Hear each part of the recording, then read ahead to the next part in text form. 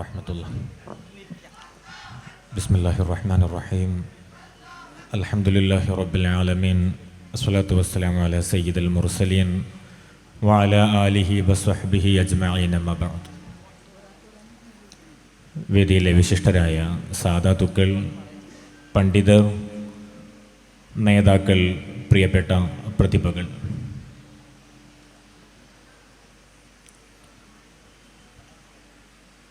ബലഹീനരും അബലരുമായ മനുഷ്യർ അവരുടെ മുന്നോട്ടുള്ള ജീവിതത്തിൻ്റെ വഴി കണ്ടെത്തുന്നതും അതിനുള്ള ശക്തി സംഭരിക്കുന്നതുമായ ഒട്ടനേകം വ്യവഹാരങ്ങളിൽ ഏറ്റവും പ്രധാനമായതാണ് കലയും സാഹിത്യവും. 1862 രചിക്കപ്പെട്ട പാവങ്ങൾ എന്ന കൃതിയെക്കുറിച്ച് വിക്ടർ ഹ്യൂഗോ പറയുന്നുണ്ട്: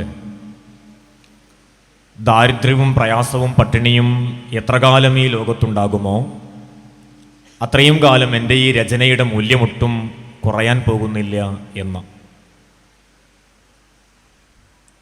അവനവനെ കണ്ടെത്താനുള്ള ഏറ്റവും പ്രധാനമായ വഴികളിൽ വിദ്യാർത്ഥികൾ നിർബന്ധമായും സ്വീകരിച്ചിരിക്കേണ്ട പ്രധാനപ്പെട്ട ഉപാധി അറിവാണ്, വായനയാണ്, പുസ്തകമാണ്.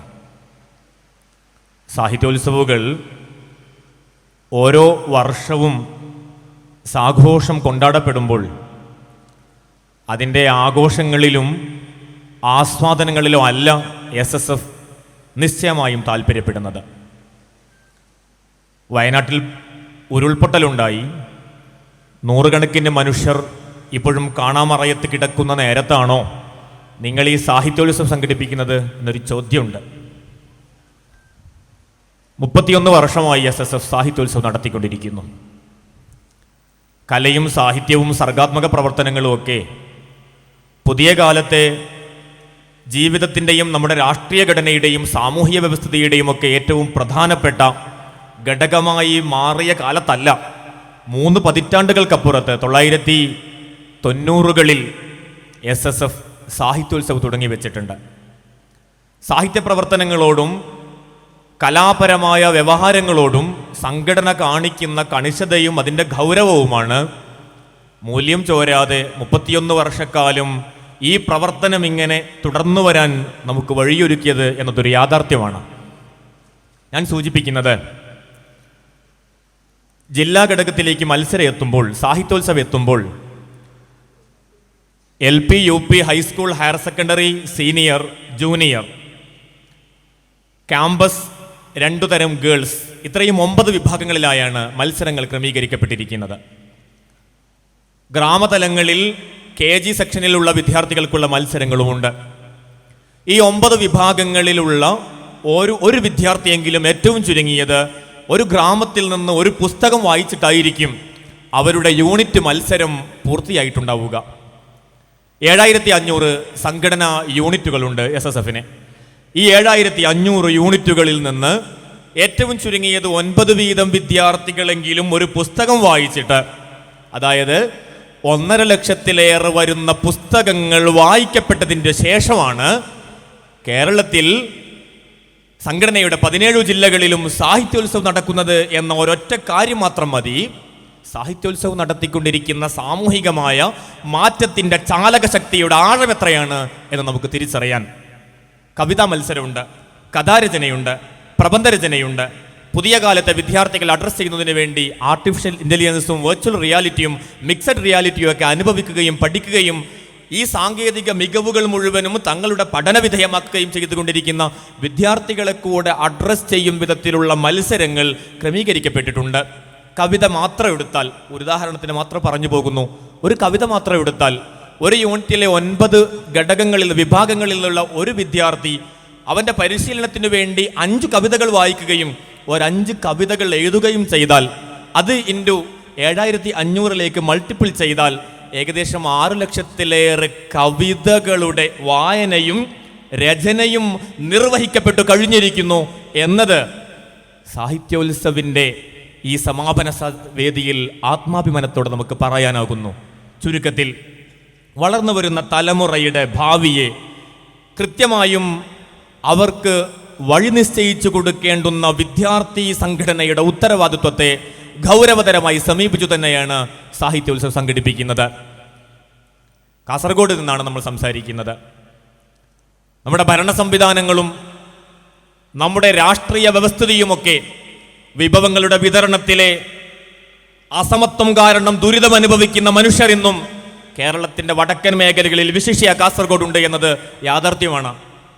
പ്രതിവർഷം SSLC-യിൽ പാസ്സായിക്കൊണ്ടിരിക്കുന്ന വിദ്യാർത്ഥികൾക്ക് തങ്ങളുടെ ഉന്നത പഠനത്തിന് വേണ്ടി ഹയർ സെക്കൻഡറി പഠനം സ്കൂൾ തലത്തിലേക്ക് പുനഃക്രമീകരിച്ചിട്ടും അവരുടെ പ്രാഥമിക വിദ്യാഭ്യാസം എന്ന് ഗണിക്കപ്പെടുന്ന ഹയർ സെക്കൻഡറി വിദ്യാഭ്യാസത്തിന് വേണ്ടി വർഷം തോറും തെരുവിലിറങ്ങുകയും മാർച്ചുകൾ നടത്തുകയും സമരങ്ങളിലേക്ക് ഇറങ്ങുകയും ചെയ്യേണ്ടുന്ന ഹതഭാഗ്യരായ തലമുറയുടെ പ്രതിനിധികൾ കൂടെയാണ് ഇവിടെ ഇരിക്കുന്നത്. അനുഭവിച്ചുകൊണ്ടിരിക്കുന്ന മുഴുവൻ ഇത്തരം അവഗണനകളെയും നമുക്ക് അവഗണിച്ചു തന്നെ മുന്നോട്ട് പോകാനുള്ള ശേഷിയുണ്ടാകണം. പഠിച്ചും വിദ്യാഭ്യാസം നേടിയും നമുക്ക് ഈ രാഷ്ട്രത്തെ നിർമ്മിച്ചെടുക്കണം. നമ്മുടെ സമൂഹത്തിന്റെ മുമ്പിൽ നിന്ന് ഇനി വരുന്ന തലമുറക്കെങ്കിലും കൃത്യമായി പഠിക്കാനും അവസരങ്ങൾ നിഷേധിക്കപ്പെടാതിരിക്കാനുമുള്ള ജാഗ്രത കൈക്കൊള്ളേണ്ടുന്നത് ഈ കാലത്തെ വിദ്യാർത്ഥികളുടെ ധർമ്മമാണ്. വടക്കൻ മലബാറിലേക്ക് വരുന്നൊരു ട്രെയിന് അതിൻ്റെ അന്ത്യസ്റ്റോപ്പ് കണ്ണൂരിൽ അവസാനിച്ചു പോകുന്നത് എന്തുകൊണ്ടായിരിക്കും? അതിന് സാങ്കേതികമായ പ്രശ്നങ്ങളുണ്ടാകും. ഈ പ്രശ്നങ്ങൾ പരിഹരിക്കേണ്ടത് ഇവിടുത്തെ പൗരന്മാരല്ല. ഈ പൗരന്മാർ മുഴുവനും അവരുടെ നിശ്ചയിക്കപ്പെട്ട നികുതി നൽകി തന്നെയാണ് ഇവിടെ ജീവിച്ചുകൊണ്ടിരിക്കുന്നത്. പഠിക്കാനുള്ള അവകാശത്തിന് വേണ്ടി തെരുവിലിറങ്ങേണ്ടി വരുന്ന ഒരു തലമുറയെ നമുക്കെങ്ങനെയാണ് ധാർമ്മികമായി രാഷ്ട്രീയപരമായി അഡ്രസ് ചെയ്യാൻ കഴിയുക? ആരോഗ്യരംഗം അനുഭവിക്കുന്ന പ്രതിസന്ധികൾ ചില്ലറയല്ല. വലിയ സ്വപ്നത്തോടുകൂടെ രൂപപ്പെടുത്തുകയും ഉദ്ഘാടനം ചെയ്യപ്പെടുകയും ചെയ്ത കാസർഗോഡ് മെഡിക്കൽ കോളേജിന്റെ ദുരിതാവസ്ഥ എന്താണ് എന്ന് നിങ്ങൾ അനുഭവിക്കുന്നവരാണ്. ഈ ജില്ലയുടെ സമഗ്രമായ പുരോഗതിയും വിദ്യാഭ്യാസപരമായ ഉന്നമനവും ലക്ഷ്യം വെച്ചുകൊണ്ട് തീർച്ചയായും ജനകീയമായ പങ്കാളിത്തത്തോടുകൂടെയുള്ള പ്രവർത്തനങ്ങളെക്കുറിച്ച് ഈ സാഹിത്യോത്സവിന്റെ ഈ സമാപന വേദിയിൽ നിങ്ങളുടെ ആലോചനയിൽ ഉണ്ടാകണമെന്ന് സാന്ദർഭികമായി ഓർമ്മപ്പെടുത്തുകയാണ്. സർക്കാരുകളുടെ ദുരിതാശ്വാസ ക്യാമ്പുകളായി നിൽക്കേണ്ടവരല്ല രാജ്യത്തെ പൗരന്മാരെന്നും, മറിച്ച് അവകാശങ്ങൾ നേടിയെടുക്കുകയും അതിനനുസരിച്ച് ഓരോ പൗരനും ഓരോ വിദ്യാർത്ഥിക്കും ഉണ്ടായിരിക്കേണ്ട എല്ലാത്തരം രാജ്യം നമ്മുടെ സ്റ്റേറ്റ് വിതരണം ചെയ്യേണ്ട എല്ലാ വിഭവങ്ങളുടെയും സമത്വപൂർണമായ വിതരണത്തിലൂടെ സാധിക്കുകയും ചെയ്യേണ്ടുന്ന നമ്മുടെ സാമൂഹിക വ്യവസ്ഥിതിയെ നമുക്ക് ഏതർത്ഥത്തിലാണ് മറികടക്കാൻ കഴിയുക? എൻ്റെ പ്രിയപ്പെട്ട കൂട്ടുകാരോട്, വിദ്യാർത്ഥികളോട് ഗൗരവത്തിൽ തന്നെ സൂചിപ്പിക്കാനുള്ളത്, നമുക്ക് ഈ നാടിനെ ഇനിയും ഏറ്റവും അർത്ഥവത്തായി മനുഷ്യപ്പറ്റുള്ളതായി നമ്മുടെ രാഷ്ട്രീയ ഘടനയ്ക്ക്, സാമൂഹിക വ്യവസ്ഥിതിക്ക്, നമ്മുടെ രാജ്യത്തിന് ഉപകരിക്കും വിധത്തിൽ പ്രയോഗിക്കാനുള്ള ശേഷികൾ മത്സരബുദ്ധിയ നമ്മൾ നേടിയെടുക്കേണ്ടതുണ്ട്, നമ്മൾ ആർജിച്ചെടുക്കേണ്ടതുണ്ട്. നിങ്ങൾക്കതിനുള്ള അവസരങ്ങളുണ്ട്. കേരളത്തിലെ 7500 യൂണിറ്റുകളിൽ SSFന്റെ സംഘടനാ സംവിധാനത്തിൽ മാത്രം wisdom education foundation of India വെഫി പ്രവർത്തിക്കുന്നുണ്ട്. കേരളത്തിൽ മാത്രമല്ല, രാജ്യത്തെ 27 സംസ്ഥാനങ്ങളിൽ നിന്ന് നമുക്ക് SSFന് സംഘടനാ സംവിധാനമുണ്ട്. ആ സംഘടനാ സംവിധാനങ്ങൾ 10,000-കണക്കിന് യൂണിറ്റുകളിലായി, 10,000-കണക്കിന് ഗ്രാമങ്ങളിലായി വിദ്യാഭ്യാസം നൽകുക എന്ന വലിയ ഉത്തരവാദിത്വം തന്നെയാണ് നമ്മൾ നിർവഹിച്ചുകൊണ്ടിരിക്കുന്നത്. കേരളത്തിൽ നിന്ന് ആലോചിക്കുമ്പോൾ ഇവിടെ നടന്നുകൊണ്ടിരിക്കുന്ന വിദ്യാഭ്യാസ പ്രവർത്തനങ്ങൾ കുറച്ചുകൂടെ ഫിനിഷിംഗ് സ്കൂൾ ടൈപ്പിലേക്ക് പ്രയോഗിക്കാമെങ്കിൽ ഉത്തരേന്ത്യയിലേക്ക് പോയാലുള്ള അനുഭവങ്ങൾ ഇതല്ല. മറിച്ച് അവിടെ ലക്ഷക്കണക്കായ വിദ്യാർത്ഥികൾക്ക് ഇപ്പോഴും അറിവിന്റെ ബാലപാഠം അറിയാത്ത, പ്രാഥമിക വിദ്യാഭ്യാസത്തിന് പോലും അവർക്ക് സ്കൂളുകളില്ലാതെ അവസരങ്ങൾ നിഷേധിക്കപ്പെട്ടു പോയ മനുഷ്യരെ വിളിച്ചു ചേർത്ത് അവർക്ക് വേണ്ടിയുള്ള പഠന സംവിധാനങ്ങൾ ഒരുക്കുക എന്ന അടിസ്ഥാനപരമായ സ്റ്റേറ്റ് നിർവഹിക്കേണ്ട ദൗത്യം കൂടെയാണ് SSF ഉത്തരേന്ത്യൻ ഗ്രാമങ്ങളിൽ ചെയ്തുകൊണ്ടിരിക്കുന്നത്. സ്മാർട്ട് വയനാട് പ്രോജക്റ്റ് ഇന്നലെയാണ് SSFന്റെ സംസ്ഥാന കമ്മിറ്റി പ്രഖ്യാപിച്ചത്. പ്രളയത്തിന്റെ ദുരിതം പേറി ജീവിക്കുന്ന വിദ്യാർത്ഥികളെ കൃത്യമായി അഡ്രസ് ചെയ്തുകൊണ്ട് 10 പ്രോജക്റ്റുകൾ പ്രഖ്യാപിക്കപ്പെട്ടിരിക്കുന്നു. നിലവിൽ 100 വിദ്യാർത്ഥികൾക്ക് വെഫിയുടെ നേതൃത്വത്തിൽ നമ്മൾ സ്കോളർഷിപ്പുകൾ നൽകുന്നുണ്ട്. ലോകത്തെ തന്നെ ഏറ്റവും പ്രീമിയർ യൂണിവേഴ്സിറ്റികളിൽ പഠിച്ചുകൊണ്ടിരിക്കുന്ന നൂറുകണക്കിന് വിദ്യാർത്ഥികൾക്ക് സ്കോളർഷിപ്പുകൾ നൽകിക്കൊണ്ടിരിക്കുന്നുണ്ട്. SSFന്റെ പ്രൊഫ് സമ്മിറ്റ്, വർഷം തോറും നമ്മൾ നടത്തുന്ന പ്രൊഫഷണൽ വിദ്യാർത്ഥികളുടെ കൂട്ടായ്മയായ പ്രൊഫ് സമ്മിറ്റ് ആയിരക്കണക്കിന് വിദ്യാർത്ഥികൾ എല്ലാ വർഷവും പങ്കെടുക്കാറുണ്ട്. ഈ കഴിഞ്ഞ വർഷം കാസർഗോഡ് മുഹിമ്മത്തിൽ വെച്ചായിരുന്നല്ലോ നടന്നത്. ഇനി വരാനുള്ള പ്രൊഫ് സമ്മിറ്റ് ഒക്ടോബറിൽ കൊല്ലത്ത് വെച്ച് നടക്കാനിരിക്കുകയാണ്.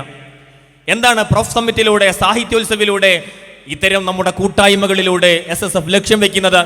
അതൊരു നേരം പോക്കിന് വേണ്ടിയുള്ള ഒത്തുകൂടലല്ല, ഒരു സാംസ്കാരിക സംരംഭമല്ല, കേവലം ഒരു സാഹിത്യത്തെ മാത്രം പരിപോഷിപ്പിക്കുകയും അതിനെ വളർത്തിക്കൊണ്ടുവരികയും ചെയ്യുന്ന ഒരു പരിപാടി അല്ല നമ്മൾ നടത്തുന്ന ഒന്നും.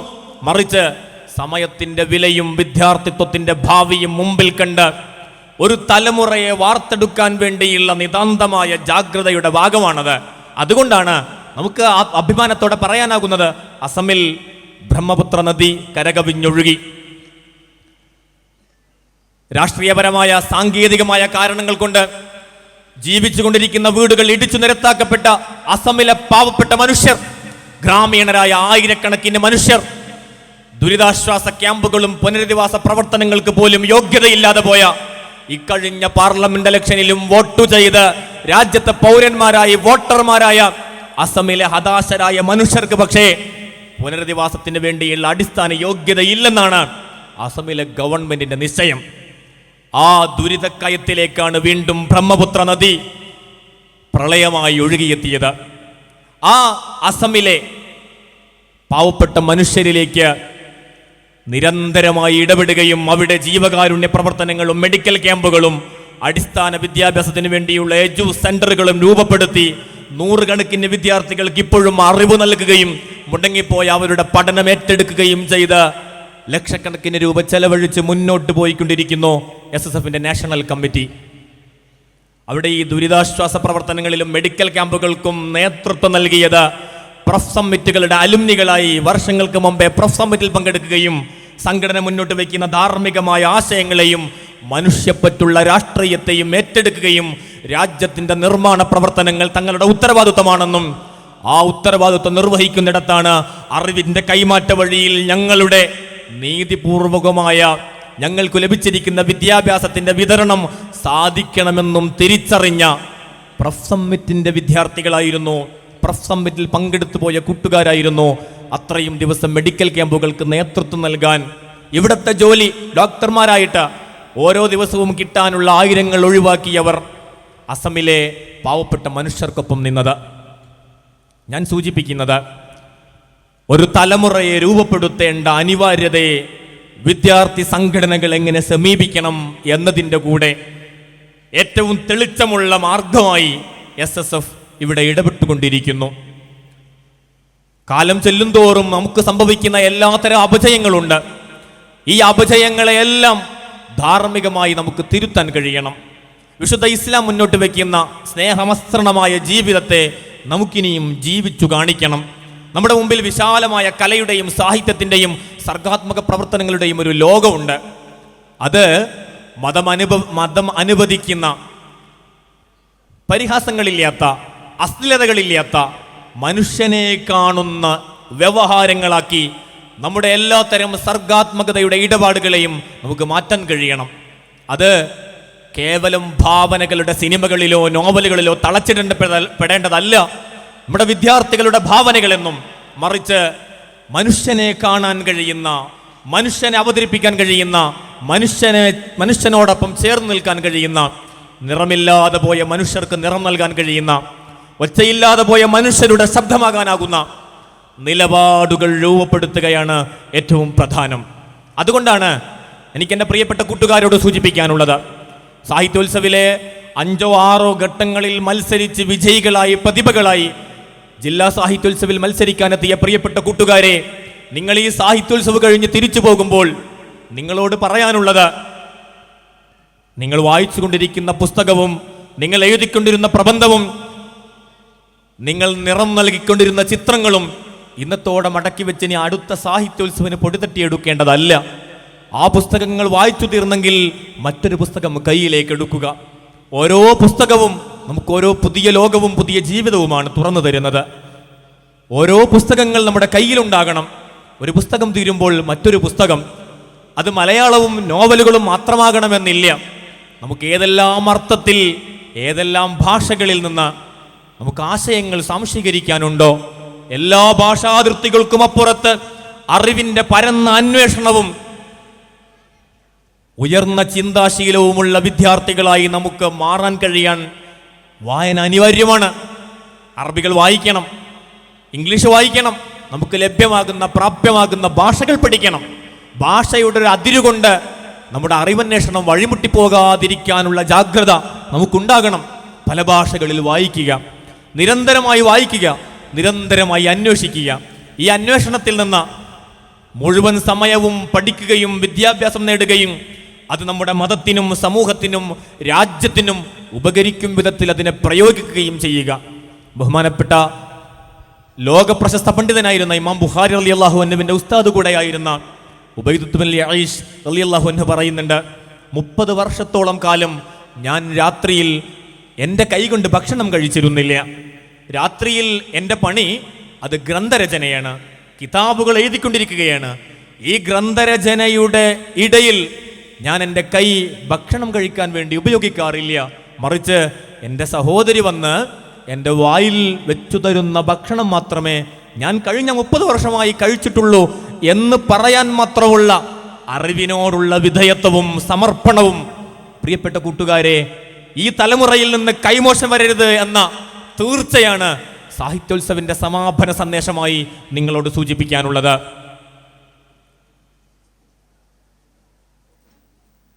വിശുദ്ധ മതത്തിന്റെ ആത്മസത്തയെ ഏറ്റവും മനോഹരമായി ലോകത്തിന്റെ മുമ്പിൽ പ്രകാശിപ്പിക്കാൻ നിങ്ങളുടെ കയ്യിൽ എന്തുണ്ട്?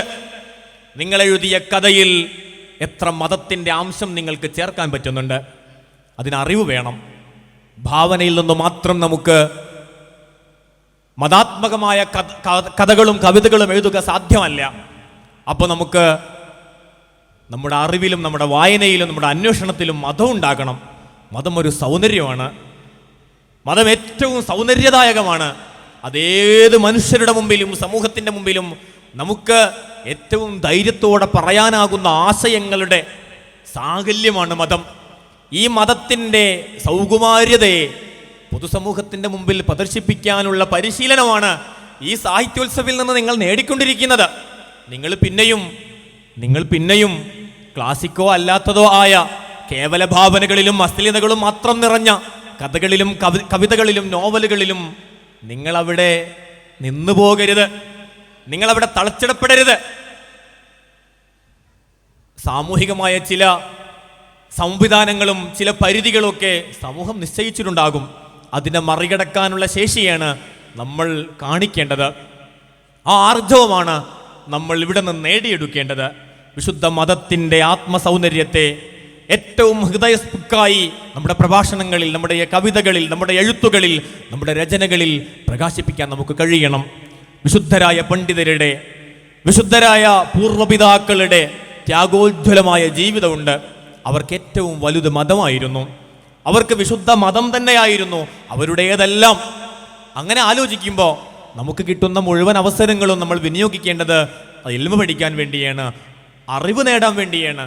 അത് ഏതറിവ് എന്ന ചോദ്യത്തിന് പ്രസക്തിയേ ഇല്ല. ഏതറിവാണെങ്കിലും ഏതു ജ്ഞാനമാണെങ്കിലും അതിൽ നമുക്ക് നമ്മുടെ മതത്തെയും സ്രഷ്ടാവായ അള്ളാഹുവിനെയും കണ്ടെത്താൻ കഴിയും. ആ വലിയ വഴിയിലേക്ക്, ആ വിശുദ്ധമായ വഴിയിലേക്ക് മെല്ലെ കടന്നു പോകാൻ കഴിയേണ്ടുന്ന വിദ്യാർത്ഥി തലമുറകളാണ് നമ്മൾ എന്ന് പ്രിയപ്പെട്ട കൂട്ടുകാരെ നമുക്ക് ബോധ്യം വേണം. ഈ ബോധ്യത്തിൽ നിന്ന് അള്ളാഹുവിൻ്റെ വിശുദ്ധമായ മതത്തിൻ്റെ ആശയ പ്രചാരണങ്ങൾക്ക് വേണ്ടിയുള്ള പരിശീലനമാണ്, അതിനുവേണ്ടിയുള്ള സംഗമമാണ് എന്ന ബോധ്യത്തിൽ നിങ്ങൾ ഇനി എടുക്കുന്ന ഒരു പുസ്തകത്തിൽ നിന്ന് നിങ്ങൾക്ക് ഈ മതത്തെ കണ്ടെത്താനാകും. നിങ്ങൾ എഴുതുന്ന ഒരു കവിതയിൽ നിങ്ങൾക്ക് മതത്തെ ഉൾച്ചേർത്ത് വെക്കാനാകും. നിങ്ങൾ വായിക്കുന്ന ഒരു കഥയിൽ എങ്ങനെ ഇതിനെ പുനരാവിഷ്കരിക്കാമെന്ന ആലോചന വരും. നിങ്ങൾ ചിന്തിക്കുന്ന നിങ്ങളുടെ ചിന്തയിലും നിങ്ങളുടെ ചിത്രങ്ങളിലുമൊക്കെ മതത്തെയും മതം മുന്നോട്ട് വയ്ക്കുന്ന ധാർമ്മികതയെയും നൈതികതയെയും സാമൂഹികതയെയും ഒക്കെ നമുക്ക് പ്രകാശിപ്പിക്കാൻ കഴിയും. ആ അർത്ഥത്തിൽ ഒരു സാമൂഹിക ഘടന രൂപപ്പെടുത്താൻ ആവശ്യമായ നീതിയുക്തമായ സാമൂഹിക പ്രാധാന്യമുള്ള ധാർമ്മിക ചിട്ടയുള്ള ഒരു രാജ്യം രൂപപ്പെടുത്താൻ, ഒരു തലമുറ രൂപപ്പെടുത്താൻ വേണ്ടിയുള്ള ഗൗരവതരമായ ആലോചനയുടെ പ്രതിഭാ പരിശീലന കളരിയാണ് നമ്മുടെ സാഹിത്യോത്സവം. ഈ സാഹിത്യ പ്രവർത്തനങ്ങൾ എക്കാലവും നിർവഹിച്ച ദൗത്യവതാണ്. നമ്മുടെ രചനകളും ഗ്രന്ഥങ്ങളും കഥകളും കവിതകളും നിർവഹിച്ച ദൗത്യവതാണ്. അതുകൊണ്ടാണ് നമുക്ക് വീണുപോയ കാലങ്ങളിലും സാഹിത്യ പ്രവർത്തനങ്ങളിൽ ഏർപ്പെടാൻ കഴിഞ്ഞത്. അധസ്ഥിതരായ പലതരം മനുഷ്യരുണ്ട്. സമൂഹത്തിന്റെ മുഖ്യധാരയിൽ നിന്നും മാറി നിൽക്കേണ്ടി വന്ന, സമൂഹം മാറ്റി നിർത്തിയ അനേകം മനുഷ്യരുണ്ട്, അനേക ലക്ഷം വിഭാഗങ്ങളുണ്ട്. പക്ഷേ അതിജയിക്കാൻ അവർക്ക് പലതരം ആവിഷ്കാരങ്ങളുണ്ട്. ആ ആവിഷ്കാരങ്ങളുടെ ഭംഗിയിൽ തന്നെയാണ് നമ്മൾ ഈ ലോകം ജയിച്ചത്. ബഹുമാനപ്പെട്ട ഹസ്സാൻ ഇബ്നു സാബിത്ത് റളിയല്ലാഹു അൻഹു, മദീനയിലെ പള്ളിയിൽ 2 മെമ്പറുകളുണ്ട്. ഒന്ന് ഹബീബ് മുഹമ്മദ് റസൂലുള്ളാഹി സ്വല്ലല്ലാഹു അലൈഹി വസല്ലമ തങ്ങൾക്ക് ഉപദേശങ്ങൾ നൽകാൻ വേണ്ടിയുള്ള മിമ്പറാണ്. മറ്റൊന്ന് ഹസ്സാൻ റളിയല്ലാഹു അൻഹുവിന് മുത്തുനബിയെ കീർത്തിച്ചും അവിടത്തേക്കെതിരെ വരുന്ന എല്ലാത്തരം പ്രതിലോമ ആശയങ്ങളെയും തകർത്തെറിഞ്ഞും പാട്ടുപാടാനുള്ള മിമ്പറായിരുന്നു. ബഹുമാനപ്പെട്ട ഇമാമുന ഷാഫി റളിയല്ലാഹു അൻഹുവിന്റെ ദീവാനു ഷാഫി നമ്മൾ കേട്ടിട്ടുണ്ട്. ആത്മശുദ്ധീകരണമാണ് അതിൻ്റെ പ്രമേയം. അദ്കിയ പഠിക്കുന്നവരാണ് നമ്മൾ. ഈ കഴിഞ്ഞ റമളാനിൽ നമ്മുടെ താഴെ വരെയുള്ള യൂണിറ്റ് വരെയുള്ള മുഴുവൻ പ്രവർത്തകർക്കും അദ്കിയ പഠിപ്പിച്ചിട്ടുണ്ട്. SSF മുഴുവൻ കൂട്ടുകാർക്കും നിരന്തരമായി ദീർഘസമയ ക്ലാസുകൾ നൽകി അദ്കിയയുടെ ആത്മസത്തയെ പഠിപ്പിച്ചു കൊടുത്തിട്ടുണ്ട്. അദ്കിയ ഒരു കവിതയാണ്. ആ കവിത നിറയെ ഹൃദയശുദ്ധീകരണത്തിന് വേണ്ടിയുള്ള ഉപാധികളാണ്. സാഹിത്യവും സാഹിത്യരചനകളും മലയാളത്തിലെ കേവലയുക്തമായി എഴുതപ്പെട്ട രചനകളുടെ പശ്ചാത്തലത്തിൽ നിന്ന് മാത്രം സമീപിക്കരുതെന്നാണ് പറഞ്ഞതിൻ്റെ താല്പര്യം. അർപ്പിതമായിരിക്കുന്ന വലിയ ദൗത്യമുണ്ട്. ഇവിടെ കവിത എഴുതിപ്പോയ ഒരു കൂട്ടുകാരൻ, ഇവിടെ കഥ എഴുതിപ്പോയ ഒരു കൂട്ടുകാരൻ, ഇവിടെ പ്രബന്ധങ്ങൾ എഴുതിയൊരു കൂട്ടുകാരൻ, നമുക്ക് കിട്ടിയ വിഷയമോ അല്ലെങ്കിൽ ഇതുവരെയും വായിച്ചെടുത്ത പുസ്തകങ്ങളിലോ മാത്രം ഒതുങ്ങി നിൽക്കാതെ വിശുദ്ധ മതത്തെ സ്വന്തം ജീവിതത്തിലേക്കും രചനകളിലേക്കും ആവിഷ്കാരങ്ങളിലേക്കും കൊണ്ടുവരിക. ഈ മതത്തിൻ്റെ ആത്മസൗന്ദര്യത്തെ പൊതുസമൂഹത്തിന് പകർന്നു കൊടുക്കാനുള്ള ശേഷി നേടിയെടുക്കുക, നിരന്തരമായി വായിക്കുക. അതുകൊണ്ടാണ് സൂചിപ്പിച്ചത്, ഒരു പുസ്തകം വായിച്ചു കഴിയുമ്പോൾ അടുത്ത പുസ്തകം കയ്യിലെടുക്കുക. ഒരു കവിതയുടെ പുസ്തകം തീർന്നെങ്കിൽ അടുത്ത കവിതയുടെ പുസ്തകം കയ്യിലേക്ക് വരണം. ഒരു പ്രബന്ധം വായിച്ചു തീർന്നെങ്കിൽ അടുത്ത പ്രബന്ധങ്ങൾ വായിച്ചു തുടങ്ങുക. നിലവിൽ നിങ്ങൾ റിസാലയും റിസാല അപ്ഡേറ്റും ഒക്കെ വായിച്ചിട്ടുണ്ടാകും, അന്വേഷിച്ചിട്ടുണ്ടാകും. വിഷയങ്ങൾക്ക് വേണ്ടി, നിങ്ങളുടെ മത്സരങ്ങളുടെ പോയിന്റുകൾക്ക് വേണ്ടി നിങ്ങൾ അതിന് നിരന്തരം വിശകലനം ചെയ്തിട്ടുണ്ടാകും. അവസാനിപ്പിക്കരുത്. റിസാലയും അപ്ഡേറ്റും ഒക്കെ നിങ്ങളുടെ കൂട്ടുകാരാണ്, നിങ്ങൾക്ക് മുന്നോട്ട് പോകാനുള്ള ഊർജമാണ്, നിങ്ങളുടെ വഴിയാണ്. നമ്മെ രൂപപ്പെടുത്തുന്ന വലിയ ദൈക്ഷണിക വ്യവഹാരത്തിന് വേണ്ടിയുള്ള ഒരാവിഷ്കാരമാണ് റിസാലയും അപ്ഡേറ്റും ഒക്കെ നിർവഹിച്ചു കൊണ്ടിരിക്കുന്നത്. പ്രിയപ്പെട്ട പുതിയ തലമുറയിലെ കൂട്ടുകാരെ, SSFകാരെ, ലോകം അറിയണം. നമ്മൾ ലോകത്തെക്കുറിച്ച് അറിയണം. ലോകത്തിൻ്റെ നോവുകൾ നമ്മുടെ നോവാകണം. ലോകത്തിൻ്റെ കാഴ്ചകൾ നമ്മുടെ കാഴ്ചപ്പാടുകളായി രൂപപ്പെടണം. ലോകത്തുണ്ടാകുന്ന മാറ്റങ്ങളും ചിന്തകളും ഒക്കെ നമ്മുടെ ചിന്തകളിൽ സ്വാധീനം ചെലുത്തണം. ഈ ലോകത്തോട് സംവദിക്കാനും സമൂഹത്തിൻ്റെ മുമ്പിൽ പോയി നിൽക്കാനുമുള്ള യോഗ്യതയുണ്ടാകണം. അതിന് അറിവ്, വിദ്യാഭ്യാസം നമ്മുടെ ശേഷിയായി, കരുത്തായി, ടൂളായി നമ്മുടെ കൂടെയുണ്ടാകണം. ആ ജാഗ്രതയാണ് സാഹിത്യോത്സവിൽ പങ്കെടുത്ത മുഴുവൻ കൂട്ടുകാർക്കും ഉണ്ടാകേണ്ടത്. എങ്കിൽ നിങ്ങൾ ആലോചിക്കുക, കേരളത്തിലെ 7500 യൂണിറ്റുകളിൽ നിന്ന് 6 ലക്ഷം വിദ്യാർത്ഥികൾ ഏറ്റവും ചുരുങ്ങിയത് ഈ വർഷവും സാഹിത്യോത്സവിൽ കയറി ഇറങ്ങിപ്പോയിട്ടുണ്ട്. സംഘടനയുടെ മെമ്പർഷിപ്പ് 3 ലക്ഷം മാത്രമാണ്. അതിൻ്റെ ഇരട്ടിയോളം അംഗങ്ങൾ സാഹിത്യോത്സവിൻ്റെ വിവിധ വേദികളിൽ സംഘടനയെ അറിയുകയും സംഘടന മുന്നോട്ട് വയ്ക്കുന്ന ഈ ധാർമ്മിക ആശയങ്ങൾ മനസ്സിലാക്കുകയും ചെയ്ത് നമ്മൾ മുന്നോട്ട് വയ്ക്കുന്ന ഈ സാമൂഹിക ഘടനയെക്കുറിച്ച് ബോധ്യമുള്ളവരായി തിരിഞ്ഞു പോയിട്ടുണ്ടെങ്കിൽ ഈ കാണുന്ന ഒരു 6 ലക്ഷം വിദ്യാർത്ഥികളുടെ പ്രവർത്തനങ്ങളും അവരുടെ മുന്നോട്ടുള്ള ജീവിതവും ഈ അർത്ഥത്തിൽ ക്രമീകരിക്കപ്പെടുന്നെങ്കിൽ സാഹിത്യോത്സവം എത്ര സാർത്ഥകമാണ്. 31 വർഷക്കാലം വെറുതെ ആയിരിക്കില്ല.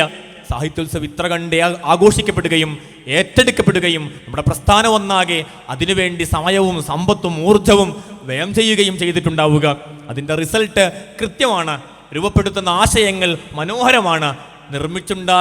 രൂപപ്പെട്ടു വരുന്ന വിദ്യാർത്ഥികൾ അതൊരു തലമുറയുടെ പ്രതിനിധാനങ്ങളാണ്. ആ അർത്ഥത്തിൽ ഇനിയും നമുക്ക് ജയിക്കണം.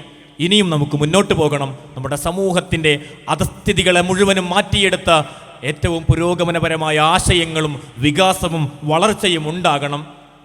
അങ്ങനെ സാമൂഹിക ഘടനയിലും സാംസ്കാരികമായ വിനിമയത്തിലും രാഷ്ട്രീയപരമായ നമ്മുടെ എല്ലാത്തരം ഇടപെടലുകളിലും മനുഷ്യരുണ്ടാവുക, സ്നേഹമാവുക, കാരുണ്യത്തോടുകൂടെ ഇടപെടുക.